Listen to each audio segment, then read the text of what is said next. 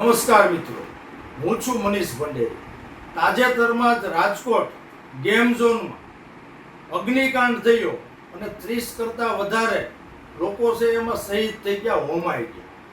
તો આ મૃતકોની આત્માને પરમ કૃપાળુ પરમાત્મા શાંતિ અર્પે અને એના પરિવારજનોને આ જે આઘાત આવી પડ્યો છે, દુઃખદ જે ઘટના આવી પડી છે, એ સહન કરવાની શક્તિ આપે.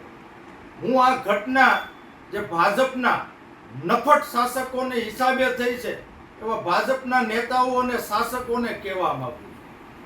ગુજરાતમાં છેલ્લા 30 વર્ષથી તમારી ભાજપની સરકાર હોય, અવારનવાર એવી ઘટનાઓ બનતી હોય.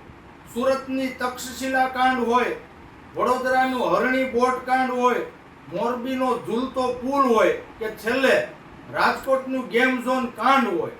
આ ભાજપના નફટ શાસકોને હિસાબે બને છે.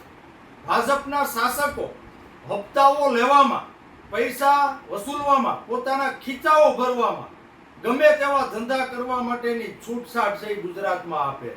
પરિણામે ગુજરાતની જનતા આનો ભોગ બને છે. આવડી મોટી ઘટના બની ગઈ તો ત્યાં લોકસભા હમણાં તાજેતરમાં ભાજપમાંથી પરસોત્તમ રૂપાલા લડ્યા હતા. તો પરસોત્તમ રૂપાલાને રાજકોટના લોકો પ્રત્યે કે ગુજરાતની જનતા પ્રત્યે કોઈ પણ જાતની સંવેદના નથી. આવડી મોટી દુર્ઘટના સર્જાય છતાં પણ પરસોત્તમ રૂપાલા ચૂંટણી પ્રચારમાં વ્યસ્ત હતા અને રાજકોટની મુલાકાત લેવાની તસ્દી પણ નથી લીધી. જ્યારે કોંગ્રેસ પક્ષના ઉમેદવાર પરેશ ધાનાણી એટલે કે પબ્લિકનો પરેશ, જ્યારે માનવ સર્જિત આફત હોય કે કુદરતી આફત હોય ત્યારે હંમેશા પબ્લિકની વચ્ચે હોય છે અને પબ્લિકને ખભે ખભો મિલાવીને એના દુઃખમાં સહભાગી બનતો હોય છે.